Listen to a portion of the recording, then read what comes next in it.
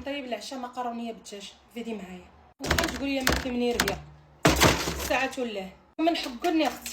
ها ويلي راه من الصباح وانا واقفه على قدم وساق، نحليت عينيا ما ربوزيتش، بغيت غير نمشي ندوش والو، ما عرفتي متاش غنسالي هنايا متاش.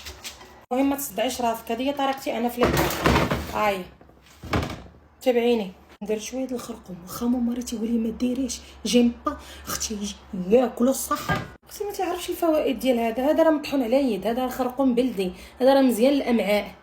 وعباد الله اختي اش غندير معاه؟ هلكني هذا السيد هلكني.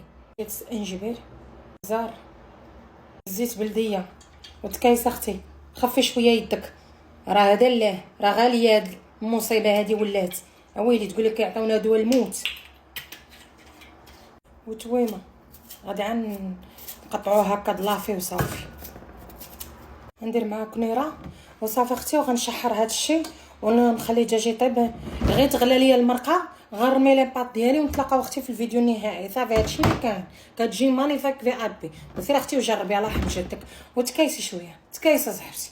هاو تيماك لا طايحه عليا كي لاباس اخرج على اللي كاينه ولا